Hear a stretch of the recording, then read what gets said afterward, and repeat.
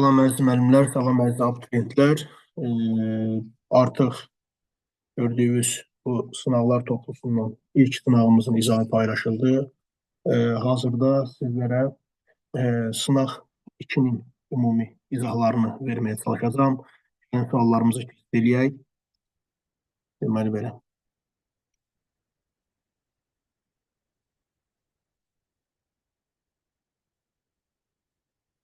Sınaq 2 sualların ümumi izahlarına baxaq. Deməli, birinci sualımız belədir.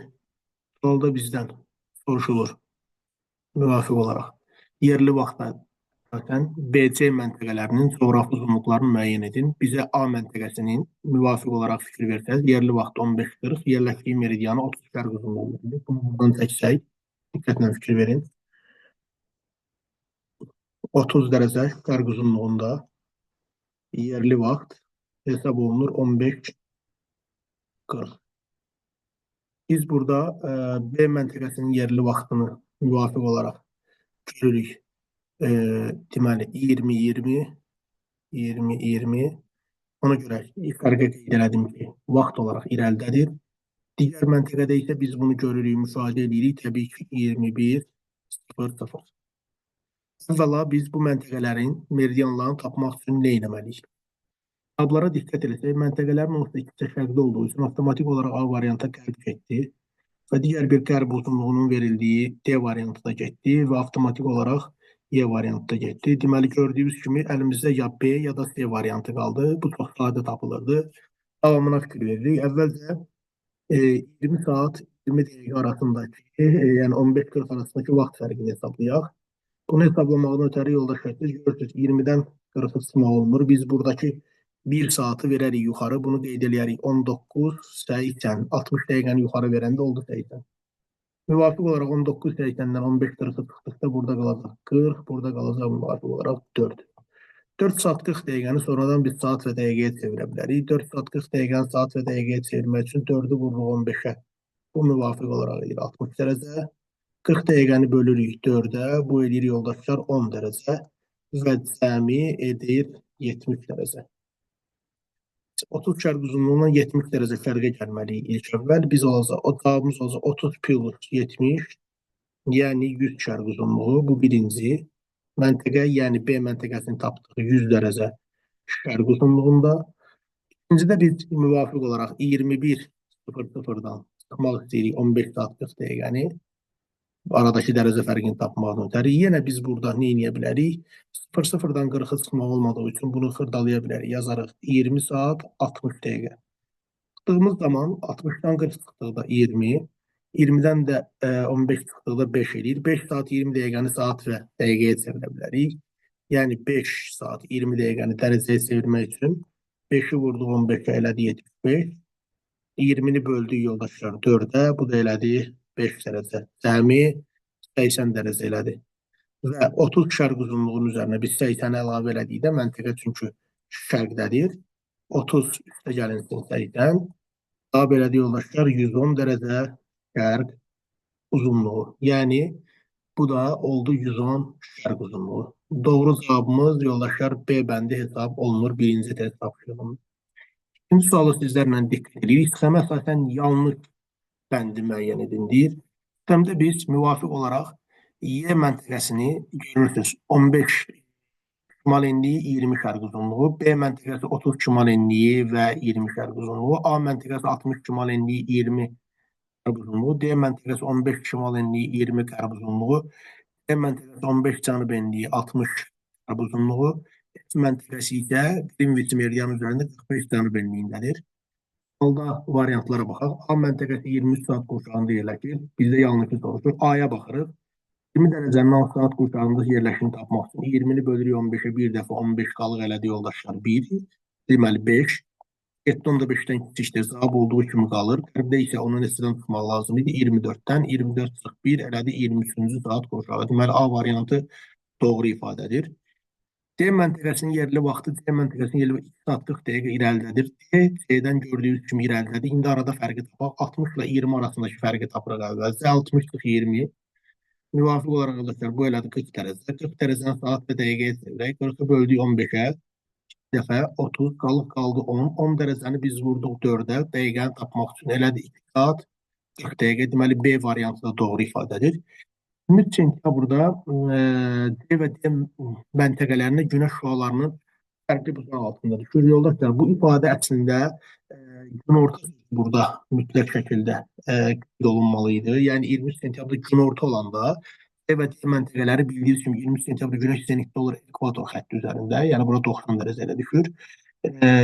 D 15 cənubda, D də 15 şimaldadır. Hər ikisində günorta olduğu zaman 90 çıxılsın 15 birbaşa. Bu olacaq yoldaşlar 75 dərəcə. Yəni günəşin düşmə uzağı hər ikisinin olacaq 75 dərəcə. Burada fərqli buzaq altında düşür. Yanlış bir şey kimi verilib, amma mütləq şəkildə qeyd olunmalı idi ki, iki məntəqədə günəş günorta vaxtı yazılmalıdır. Günorta sözü olmasa, təbii ki, inanda fərqli buzaqla görsənə bilər. Burada biraz problem var test tapşırığında. 21 martdan 23 sentyabra qədər bilirsiniz, 21 martda günəş olur ekvatorda, 22 iyunda olur şimal tropikində, yəni şimalda, 23 sentyabrda olur yenidən ekvatorda, yəni şimal tropikinə gedir və geri qayıdır. Bu zaman şimal qütb dairəsindən, belə deyək, şimal qütb iqlama qurşağında olan məntəqələrin əksəriyyəti qütb gündüzləri, cənubda qütb gecələri müşahidə olunur və məntəqəsində F cənubda olduğu üçün gecənin uzunluğu daha çox olur. Bu ifadə doğru ifadədir.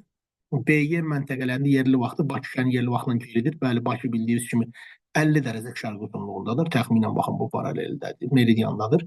Ona görə də bunlar B və Y Bakıdan qərbdə qaldığı üçün vaxt olaraq geridirlər. Bu ifadə də doğrudur. Düzgün cavabımız oldu. Bəli. Növbəti suala baxırıq. Deməli, sual belədir. 21 martdan 23 sentyabra qədər bir daha təkrarlayım. 21 martda günəş zenitdə olur ekvatorda, 22 iyunda günəş zenitdə olur şimal tropikində, 23 sentyabrda isə cənub tropikində. Bu tarixlərdə günəş 21 martdan iyuna qədər şimal tropikinə gedir, iyundan da 23 sentyabra qədər yenidən ekvatora doğru qayıdır. Deyir ki, gündüzün uzunluğunun daha çox olan məntəqələr, yoldaşlar, günəş bu tarixlərdə şimal yarımkürəsində olduğu üçün ekvator xəttindən şimalda olan məntəqələrdə gündüz daha uzun ola bilər. Bu məntəqələrə daha çox aid 1 və 6, çünki daha şimalda daha çox fərqlənir. Ekvatora yaxın olan məntəqəsində 3 də ola bilər. Sadəcə 3-də daha uzun yox, nisbətən uzun olur deyə biz cavabı götürmədik. Düzgün cavabımız oldu yoldaşlar. 3-də cavab D variantı. Növbəti suala biz nəzər yetiririk. 4-cü sual. Yer planeti yarandığı ilk vaxtlarda onun səthinə çoxlu iri asteroidlər və meteoritlərin düşməsinin səbəbi bilirsiniz. Yerin cazibə qüvvəti zəif idi, yəni yerin maqnetizmi zəif idi. D variantı. Yəni onun ətrafında sıx hava təbəqəsi formalaşmamışdı və ona görə də asteroidlər sərbəst şəkildə yer səthinə düşə bilirdilər. Gəldik nəyə? Şimal qütb dairəsi bildiyiniz kimi bu 66.5 dərəcə şimal enliyidir. Şimal enliyidir və yoldaşlar cənub qütb dairəsi 66.5 cənub enliyinə uyğun gəlir. 3 qitəni kəsib şimal qütb dairəsi, Avropa, Asiya və Amerika qitəsi. Ona görə də olacaq 1-ə 1. 60-70 cənub enlikləri arasında 66.5 cənub enliyi yerləşir, olacaq 2. Yay gün dönümü günü qütb gündüzü müşahidə olunur. Söhbət əlbəttə 23.5 dərəcə şimal enliyində günəş zenitdə olanda şimal qütb dairəsində qütb gündüzündən gedir söhbət. 3. Yaz gecə gündüz bərabərliyində günəş ekvatorda zenitdə olur və 66.5 şimal və cənub enlikləri eyni dərəcədə işıqlanır. Yəni 90-66.5, 23.5 bu ortaq cəhətdir. Və son olaraq qış gün dönümü günündə günəş bilirsiniz cənubda olur.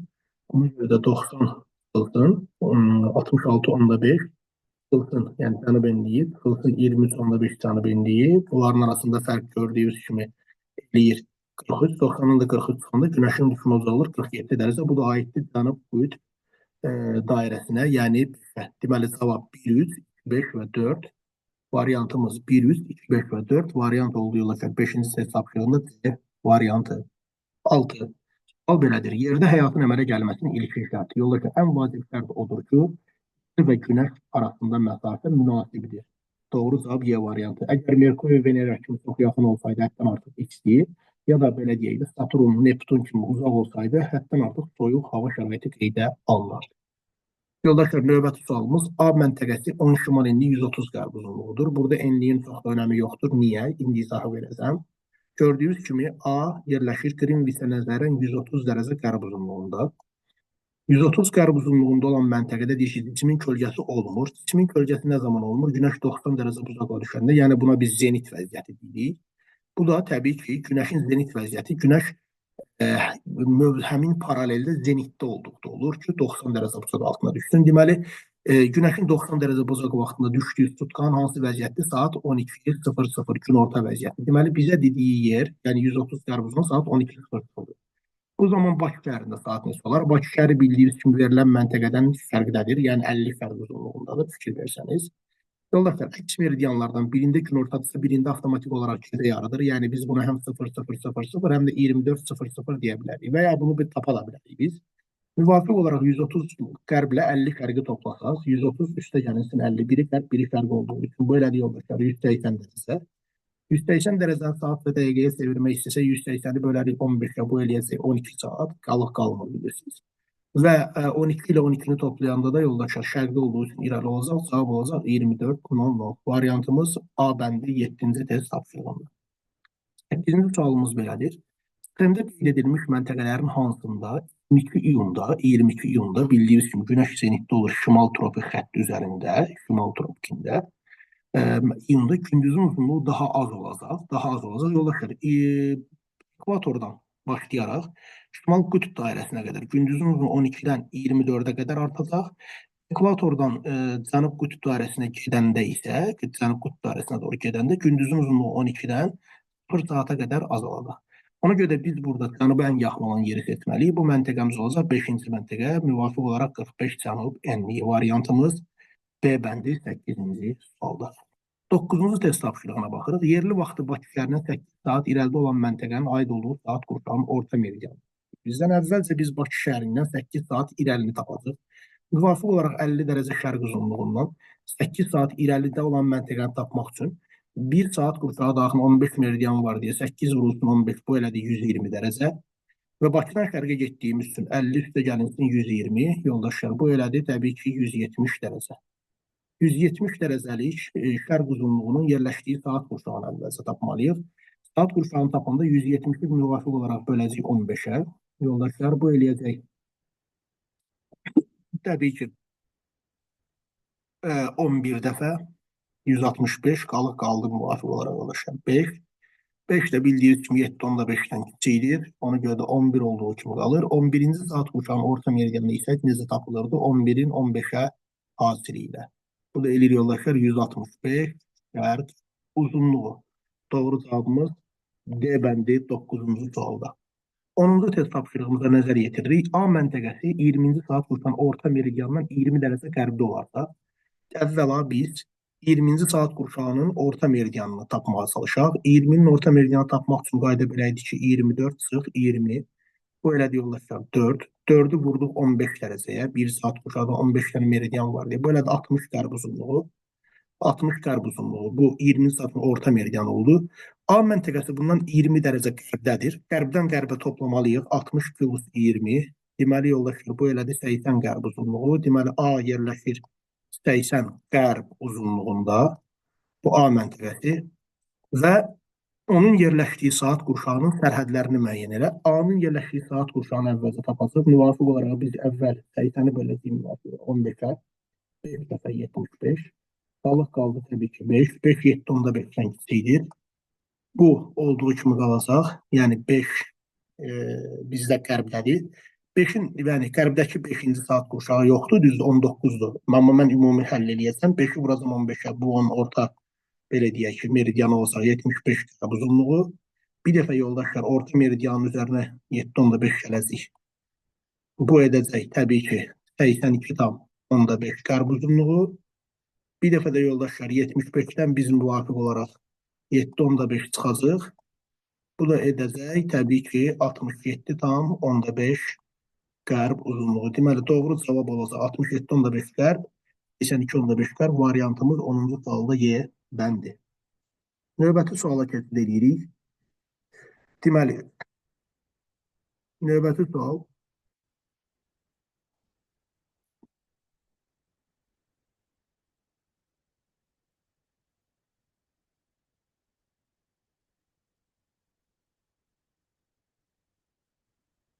Növbəti sual yoldaşlar 4-cü test tapşırığıdır. Gəlin suala diqqətlə baxaq. Deməli, daha doğrusu 10-cu sualımızı 11-ci suala keçid edirik. Bu 11-ci test tapşırığı. Baxaq. Deməli belə. 11-ci sualda bizdən nə soruşur?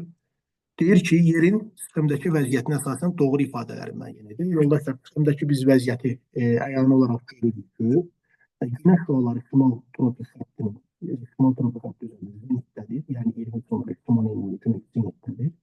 Bu tarix bilirsiniz ki, yay gün dönümü adlanır. O zaman 66.5 fikir versəniz, 66.5 şimal enliliyi tam olaraq yalandığı üçün 66.5 şimal enliliyində qütb gündüzüdür bir gün. Qütb nə idi yoldaşlar? Gündüzü. Buradan şimalda olan məntəqələrdə isə qütb gündüzləridir. Hansı ki, qütbdə bu proses 6 ay baş verirdi. 21 martdan 23 sentyabra qədər. Şimdi baxırıq. Cənub yarımkürəsi ən uzun gecə müşahidə edilir. Bəli, şimalda ən uzun gündüz, cənubda ən uzun gecə doğrudur. Şimal yarımkürəsi ən qısa gündüz səhvdir. Burada ən uzun gündüzdür. Günəş 20:05 cənubda zenitdədir, səhvdir, şimalda zenitdədir. 66.5 şimal enlili qütb gündüzləri müşahidə olunur. Bəli, doğrudur. 4. Cənub yarımkürəsi yay deyil. Şimalda yay, cənubda qışdır, yanlışdır. Günəş şüaları Bakıya düşmə obzanı tapanda 90 çıx. Bakı 40 şimal enliyi çıxılsın, 23.5 şimal enliyi. Hər ikisi eyni yarımkürədə olduğu üçün cavab elədi. 73,5 dərəcə. Doğru cavabımız oldu yoldaşlar. 1, 4, 6 variantımız B bəndi. Növbəti suala nəzər yetiririk. Sualda deyir ki, diaqrama cismin yerləşdiyi coğrafi enliyi müəyyən edin. Biz bir şey bilməliyik ki, cismin zenitdə olduğu zaman, yəni günəş zenitdə olduğu zaman cisimlər üzərinə 90 dərəcə ilə düşür və kölgə sıfıra bərabər olur. Biz də burada qrafikə baxdıqda 22 dekabrda kölgə yoxdur, yəni kölgə sıfıra bərabərdir. Bu tarixdə də günəş zenitdə olur, 23.5 cənub enliyində. Həqiqətən 21 mart və 23 sentyabrda hər ikisində günəşin düşmə bərabər olmalıdır. Çünki hər ikisində günəş ekvatorda zenitdədir. Günəşin düşmə uzağının daha uzaq olduğu vəziyyəti isə əlbəttə günəşin 23.5 şimal enliyində olduğu vəziyyətdir ki, bu zaman cənub tropikində olan məntəqəyə günəşin düşmə uzağı kiçik olduğu üçün kölgənin uzunluğu daha çox hesab olunacaq. Doğru variantımız günəşin düşmə uzağı 22 dekabrda 0 olduğu üçün, daha çox kölgənin uzunluğu 0 olduğu üçün biz deyirik ki, günəş 22 dekabrda zenitdə olur, 23.5 cənub enliyində. Doğru cavabımız D bəndi 12-ci sualda. Yoldaşlar, növbəti suala nəzər yetiririk. 13-cü test tapşırığı. 13 nisbətən sadədir. Həmən və güncəli müşahidə olunduğu məntəqələr. Bu məntəqələr əlbəttə ki, 66.5 dərəcə paralellərdən şimalda qalan məntəqələrdə qeyd alınır. 66.5-lərdən şimalda və cənubda qalan məntəqələrdə. Bunu burada qeyd edirik. Deməli, biz bura diqqətlə baxsaq, bura uyğun gəlir. C məntəqəsi, Y məntəqəsi və H məntəqəsi. Doğru cavabımız A bəndi hesab edildi. Növbəti suala nəzər yetiririk yoldaşlar. Sual belədir. 14. Bizdə saniyə.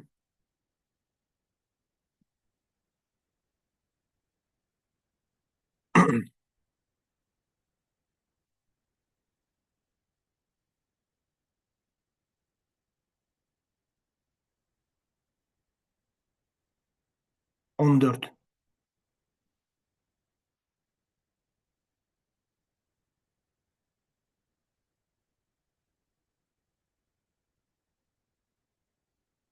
Deməli, müxtəlif məntəqələrdə eyni anda günəşin üfüqdəki vəziyyətinə əsasən daha qərbdə yerləşən məntəqəni müəyyən edin. Eyni andadır da. Biz bunlara saat verəsi olsaq, diqqətlə baxın. Təxminən bu 12:00 bildirir. Bu təxminən 09:00 bildirir. Burada təxminən 15:00 vəziyyəti var. Burada təxminən biz deyə bilərik ki, deyək ki, 07:00 vəziyyəti var təxmini olaraq. Burada da deyə bilərik ki, təxminən deyək ki, 17:00 vəziyyəti var. İndi məntiqlə düşünəndə daha qərbdə vaxt daha geri olmalıdır. Daha geri olan vəziyyətdə 4-cü vəziyyətdir. Yəni variant C bəndidir 14-cü sualda. Növbəti suala biz nəzər yetirək. 15-ci test tapşırığı. Yoldaşlar, başlanğıc meridianından 27 dərəcə şərqdə və qərbdə. Başlanğıc meridianı Qrinviçdir və Qrinviçdən 27 dərəcə şərqə gedəndə 27 şərq uzunluğu, 27 dərəcə qərbə gedəndə isə 27 qərb uzunluğu hesab olunur məntəqələr. Bu məntəqələrin aid olduğu saat qurşaqlarını müvafiq olaraq müəyyən edin. Birinci şərqdəkini müəyyən etməliyik, sonra qərbdəkini. Gəlin tapaq. 27 bölünsün yoldaşlar 15-ə. Diqqət ama bir dəfə 15, qalıq qaldı 12. 12 7.5-dən böyüdü. Böyük olduğu üçün üzərinə 1 gələcək. Olacaq yoldaşlar ikinci saat qurşağı. Yəni şərqdə bu 2-dir. Lakin qərbdə biz onu 24-dən çıxmalıyıq. 24 çıx 2, bu da elədi yoldaşlar 22-ci saat vuruşağı. Rum rəqəmi ilə qeyd eləsək, ikinci və 22-ci variantımız E variantı hesab olundu 15-ci sualda. 16. Hansı ərazilərdə maqnit anomaliyası müşahidə olunur? Ferromaqnit filizlərinin yayıldığı ərazilərdə. Bu da əlbəttə ki, dəmir filizi yataqlarının olduğu yerdədir. 16-da cavabımız C bəndi hesab olunacaq. 17-ci sual.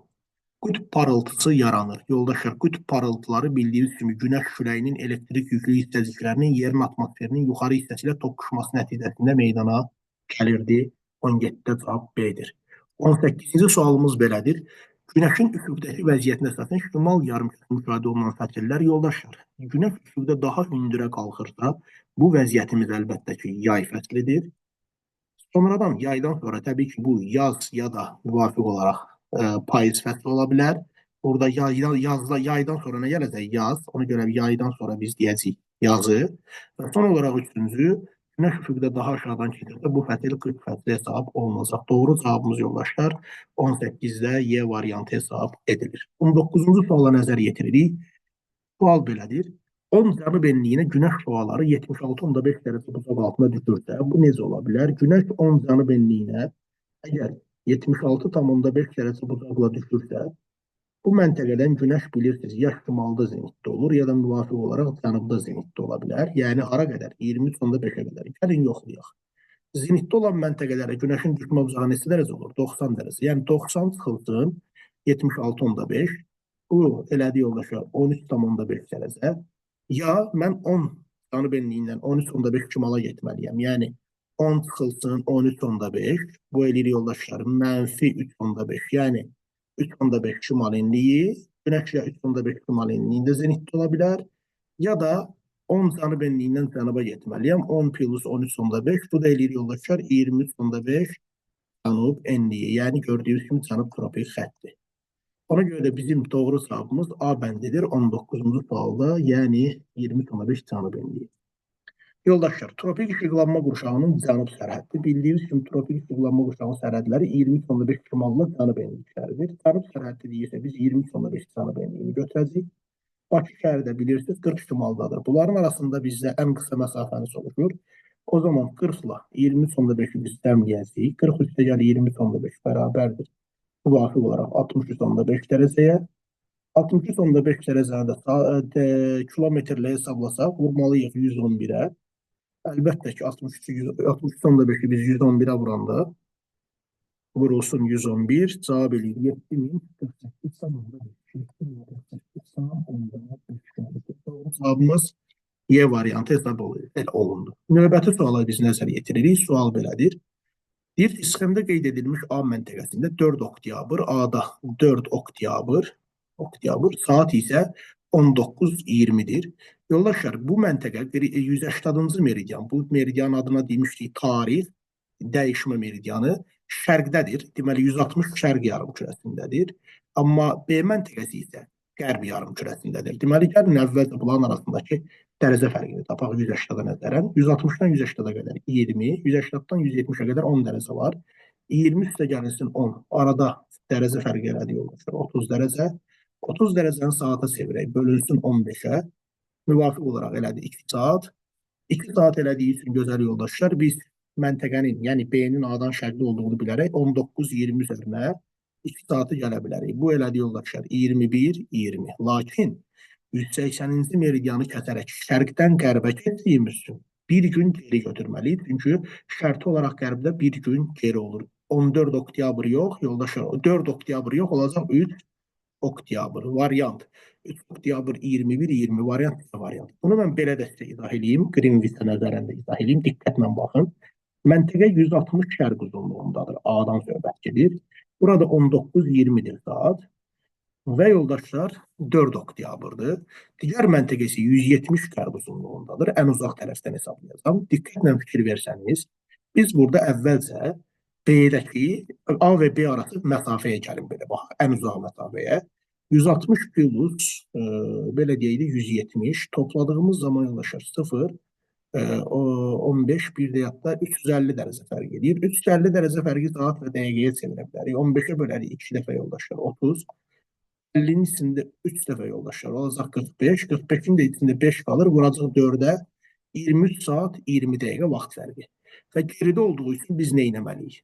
19:20'dən mən bunu belə sizə qeyd edeyim. 19:20'dən çıxmalıyıq. 23 saat müvafiq olaraq daha doğrusu 19 bir dəqiqə neçə vermişdi bizə? 20'dən bəli. Çıxmalıyıq. Bir saniyə. Hə, 23 saat. Böləndə 2 dəfə 50, 45 qaldı orada üstə. Bunu toplayanda neçə eləyir? Hə, bunu səhv toplamışıq. 170 ilə 160'ı toplayanda bu 330 edir yoldaşlar. Burada qalır 30. 30'un da içində bu müvafiq olaraq nə qədər eləyir? 2 dəfə eləyir. Yəni arada 22 saat fərq olur. 22 saat. Deməli biz burada 22 saat çıxmalıyıq. Gördüyünüz kimi 22 saat çıxa bilmədiyimiz üçün nə edirik? Şərti olaraq bunun üzərinə, yəni 19-20'nin üzərinə biz 24 saat gəlirik, bir sütdan əlavə edirik. Gəldiyimiz zaman bu olur yoldaşlar. Deməli 3, 43, 20. 43, 20'dən də 22'ni çıxanda müvafiq olaraq cavab qalır 21, 20. Lakin şərti sütqaya gəldiyimiz üçün bu olur 3 oktyabr. Doğru cavabımız yoldaşlar D variantı. Növbəti suala biz nəzər yetiririk. Növbəti sual belədir. Deməli, 22-ci sual xəritə sıxımında verilmiş məntəqələrin yerləşdiyi saat qursaqlarını və məntəqələr arası yerli vaxt fərqini tapın. Yoldaşlar, məntəqələrin yerləşdiyi meridianlara diqqət edirik. B məntəqəsi müvafiq olaraq fikir verin. Qalxsaq meridian üzrə düşür 60 şərqə, gəlir düşür 60 şərqə. Biz orada əvvəlcə A-nın qərbdə olan saat qursağı tapmaq 60'ı bölürük 15'ə. 4 dəfə 60 qaldı 0. Qərbdə bilirsiniz 4 ola bilməz. 24 çıxı 4 bərabərdir. Neçən saat qurşağı? 20-ci. Rum rəqəmi ilə bu 20-ci saat qurşağıdır. 60 fərq uzunluğu isə olduğu kimi qalacaq. 60'ı böləcək 15'i 4-cü saat qurşağı. Deməli, A oldu 20-ci saat qurşağı, B oldu 4-cü saat qurşağı. Bunları tapdıq. Arada da fərqə baxanda, yəni yerli vaxtların 60 ilə 60'ı topladığınız yoldaşlar. Bu elədir 120. 120'ni müvafiq olaraq böləcək 15'ə, bu da eləyəcək 8 saat. Bu da bizim yerli vaxt fərqimiz. Deməli, A20, B4, 8 saat yerli vaxt fərqi. Düzgün cavabımız A bəndi hesab olundu. 22-ci sualda. Növbəti suala biz nəzər yetiririk. Növbəti sual belədir. Sual dedik ki, qış gündönümü günü 30 Şuman indi günəş salarını istəniz suala düşər. Bunu mən sadə şəkildə izah edeyim. Qış gündönümü günəş 20.5 cənub enliyində olur. Zenitdə olur. Yəni 90 dərəcə uçuruma düşür. Bu zaman 30 şimala günəşin düşmə bucağını tapmaq üçün çox sadə bir qaydamız var. Yoldaşlar, zenit cənubda məntəqə şimaldadırsa toplanır 90, çıxılsın 30, üstə gəlirsin 20.5. Yoldaşlar, 90, 30 ilə 20.5'in cəmi 53.5, 90 ilə 53.5 çıxımız cavab edir 36,5. Yəni 23-cü sualın doğru cavabı 36,5 dərəcə hesab olundu. Növbəti suala nəzər yetiririk. 24-cü test tapşırığı nisbətən sadə nümunədir. Mülayim işıqlanma qurşağında yerləşən ölkələr, mülayim işıqlanma qurşağı bilirsiniz ki, 20.5 şimal və cənub enlikləri ilə 66.5 şimal və cənub enlikləri arasındakı ölkələrdir. Niger tropiklər arasıdır olmaz, Türkiyə 2, Monqolistan 3, Peru tropiklər arasıdır, Panama tropiklər arasıdır, Argentina 6. 2 və 3 şimal mülayim işıqlanma qurşağı, Argentinada cənub mülayim işıqlanma qurşağıdır. Düzgün cavabımız 206 hesab edildi. Yoldaşlar, qütb uldusunun müşahidə olunduğu ərazilərdə qütb ulduzu müşahidə olunur yalnız ekvatordan şimalda. Bizə şimal yarımkürəsində yerləşən məntəqələr arası Madagaskar cənubdadır. Xəzəryanı balığı 2, Siciliya adası 3, Böyük Sarıcalar cənubdadır. Orinoco 5, La Plata cənubdadır. Düzgün cavab 2, 3 və 5 hesab olundu. Növbəti test tapşırığına baxırıq. Qütb gündüzlərinin müşahidə olunduğu əraziləri seçin. Qütb gündüzləri bildiyiniz kimi 66,5 dərəcəlik paralellərlə 90 dərəcəlik paralellər arasında olur. 66,5 dərəcədə bu proses bir gün olur. 90 dərəcəlik paralellərdə bu proses 6 ay davam edir. Qütb dairəsindən qütblərə qədər getdikcə davam edir. Qütb gündüzləri və gecələrinin davam etmə müddəti artır. Bunlara uyğun gəlir 26-cı sualda. Təbii ki, şimal qütb işıqlanma qurşağında yerləşən Novosibir adaları, Avrasiyanın şimalı, belə deyək, Kanada arxipelagında Viktoriya adası və cənubda Antarktida materiki. Falkland cənubda mülayim işıqlanma qurşağındadır, Tasmaniya cənub mülayim işıqlanma qurşağındadır, Newfoundland şimal mülayim işıqlanma qurşağındadır. Ona görə də bizim doğru cavabımız oldu. 26-cı sualda 1, 2 və 3. Yoldaşlar, növbəti test tapşırığına baxırıq. Saat qurşaqlarının sərhədlərini əvvəlcə biz özümüzə təyin edək. 4-cü saat qurşağının orta meridianı tapanda 4-ü vururuq 15-ə, bu olur yoldaşlar bildiyiniz kimi 60. Saat qurşaqlarının sərhədini tapanda 60-ın üzərinə bir dəfə 7.5 gələcək, eləyəcək 67.5, bir dəfə də qısacıq eləyəcək 52,5 şərq uzunluqları. Bu belə. Yoldaşlar, 22-ci saat qurşağını, daha 13-cü saat qurşağını hesablayanda əvvəl 24-dən biz çıxmalıyıq 13-ü, bu eləməlidir bildiyiniz kimi 11. 11-i vuracaq 15-ə, bu eləyəcək orta meridian 165 dərəcə qərb uzunluğu. Ondan sonra biz bunun üzərinə bir dəfə 7.5 gələndə olacaq 173.5 qərb uzunluğu, bir dəfə də çıxanda olacaq 157,5 qərb uzunluqları. Və sonuncu 23-cü saat qurşağı bizdən soruşur. Əvvəl 24-dən çıxacaq müvafiq olaraq 23, bu eləyəcək yoldaşlar 1, 1-i vuracaq 15-ə, bu eləyəcək əlbəttə ki 15, 15-in üzərinə bir dəfə gələcək 23.5 olacaq, 7.5 olacaq 23.5, bir dəfə də çıxacaq olacaq 7.5 qərb uzunluqları. İndi baxırıq. 170 qərb uzunluğu düşür 157.5 qərblə 170 arasında, yəni 2-yə gedəcək A. 162 qərb uzunluğu gördüyünüz kimi 162 qərb uzunluğu da düşür 157.5 ilə 172 arasında, AB getdi 2-yə. 65 şərq uzunluğu, 65 şərq uzunluğu olacaq birinci məntəqəyə, yəni C. Və 18 qərb uzunluğu burada düşəcək əlbəttə ki 23-cü saat qurşağına 3 olacaq təbii ki D. Və sonuncu 25 qərb uzunluğu heç birinə düşmür, ona görə də heç birinə aid deyil. Deməli, variantımız belə oldu. 1 də C, 2 də AB, 3 də D. Gəldik sonuncu situasiya sualına. Yay gün dönümü günü şimal sərhəddinə günəş şüalarının 47 dərəcə buzaqağına düşdüyü zaman bu işıqlanma qurşağının gündüz uzun, gecə qısa olur. Yoldaşlar, bildiyiniz kimi yay gün dönümündə günəş 20,5 şimal enliyindədir. Və bu enlikdə günəş zenitdə olanda şimal yarımkürəsindəki işıqlanma qurşaqlarında gündüz daha uzun olduğu üçün biz şimalda günəşin 47 dərəcə buzaqlığa düşdüyü məntəqəni tapmalıyıq. Bunu tapmaq üçün əvvəlcə günəşin zenitdə olduğu məntəqədən, yəni 90-dan biz müvafiq olaraq 47-ni çıxsaq, 90-47, bu elədir 43 dərəcə arada fərq var. 23,5-in üzərinə 43 əlavə edəcək, yəni 23,5 üstə gəlinsin 43 dərəcə. Bu da bizdə əmələ gətirir 66,5 dərəcəlik şimal enliyi. Deməli, məntəqə 66,5 şimal enliyidir. Və bu məntəqə şimal mülayim işıqlanma qurşağının şimal sərhəddir və şimal qütb işıqlanma qurşağının cənub sərhədinə düşür. Mətnə əsasən coğrafi enliyi tapdıq 66,5 dərəcə şimal enliyi, bunu biz bilirik. İşıqlanma qurşağı olacaq, əlbəttə ki, bu işıqlanma qurşağı olacaq şimal mülayim işıqlanma qurşağı. Şimal mülayim. Bunun səbəbi belədir ki, söhbət bizdə gedirdi, deməli, şimal sərhəddindən. Desəydik ki, işıqlanma qurşağının cənub sərhəddi, o zaman şimal qütb olardı. 29-da bizə deyir ki, mətnində verilmiş işıqlanma qurşağından şimalda. Şimalda olan olacaq şimal qütb işıqlanma qurşağı. Bu məntəqədən cənubda isə olacaq tropik işıqlanma qurşağı. Tropik işıqlanma qurşağı. Və sualın sonunda da bizə deyir ki, xəritədə çıxanda əsasən mətndə verilmiş işıqlanma qurşağında yerləşən ölkələr, yəni şimal tropik xətti ilə şimal qütb dairəsi arasında qalan məntəqə konkret olaraq olacaq 1. Haradır bura? İspaniya. Sonra yoldaşlar biz deyəcəyik, deməli 3. Haradır? Monqolistan və yoldaşlar 6. Amerika Birləşmiş Ştatları. Doğru cavab 1, 3 və 6 hesab olundu. Belə, diqqətiniz üçün təşəkkür edirəm. Hələlik.